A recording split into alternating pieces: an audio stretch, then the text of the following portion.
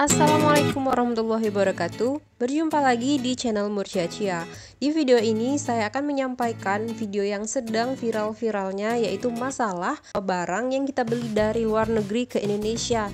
Nah, kalian lihat sendiri kemarin video yang viral tentang bea cukai yang membakar banyak sekali, yaitu 1 ton atau 2.500 buah roti milk bun yang berasal dari Cafe After You, Thailand, yang diduga mereka itu tuh sebenarnya barang justipan ya, bukan untuk barang konsumsi pribadi.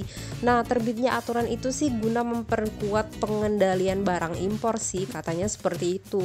Jadi pokok pengaturannya ini penggeser pengawasan dari pos border menjadi border yang akan dilaksanakan oleh pihak bea cukai, yang peraturannya itu sendiri berasal dari Permendak yang diundangkan pada 11 Desember 2023 dan resmi berlaku, katanya resmi berlaku per 10 Maret 2024 kemarin setelah melalui masa transisi 90 hari.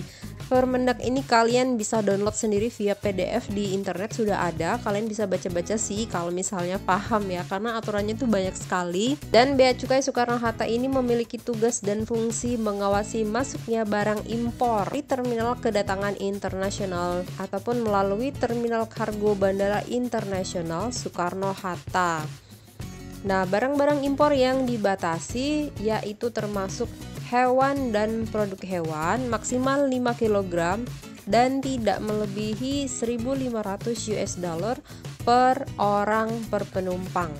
Beras, jagung, gula, bawang putih dan produk hortikultura maksimal juga 5 kg dengan peraturan yang sama. Hasil perikanan maksimal 25 kg per pengiriman.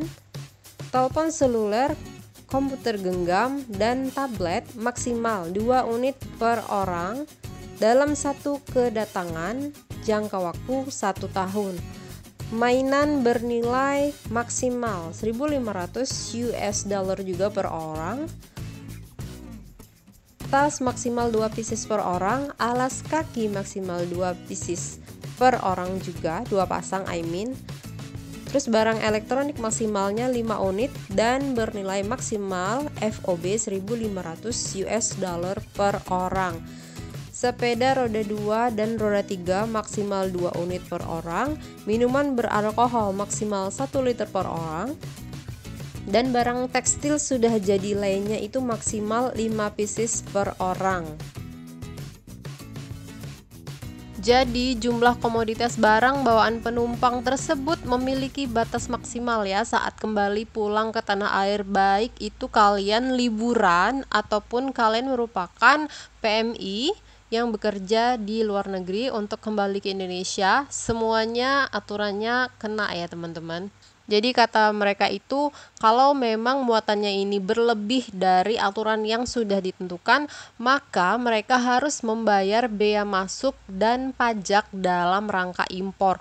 Tapi bukan itu aja nih teman-teman, kan yang sebelumnya ini kenanya di BPOM ya, seperti makanan dan obat-obatan. Itu terkena aturan BPOM. Katanya kalau misalnya melebihi dari aturan tersebut harus memiliki atau mengurus izin BPOM yang ada di Indonesia. Ribet nggak tuh? Jadi kalau saya lihat video dari Bea Cukai itu, katanya kalau beli kosmetik dari luar negeri itu maksimalnya 20 pieces. Kalau misalnya lebih dari 20 pieces dan dibawa masuk ke Indonesia, maka harus mengurus izin BPOM tuh teman-teman. Repot nggak? Ya serba repot sih memang. Jadi yang kita hadapi sebagai orang yang baru datang dari luar negeri dan pengen beli oleh-oleh misalnya ya, kalau misalnya lebih dari itu baik untuk konsumsi pribadi ataupun mungkin kemungkinan jastip, maka ada 2 yang harus kita urus.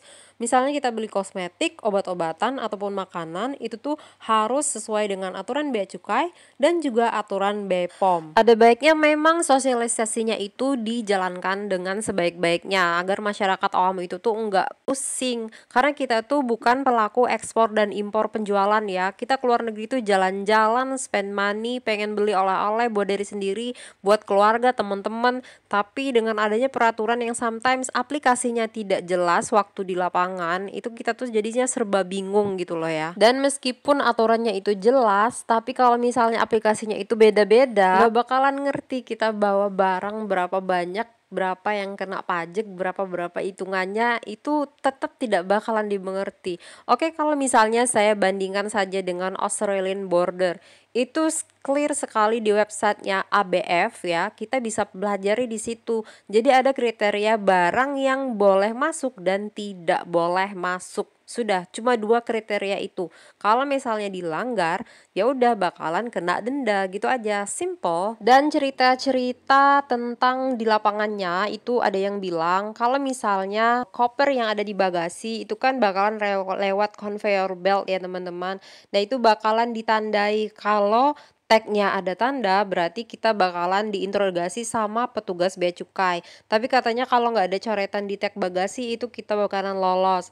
Nah, bisa kemungkinan kalau yang dibawa di kabin itu nggak dicek. Tapi ada juga yang bilang katanya barang bawaan mereka itu ditimbang. Tapi saya nggak tahu juga ya, itu kan kata mereka yang katanya mengalami hal tersebut sepulangnya dari luar negeri.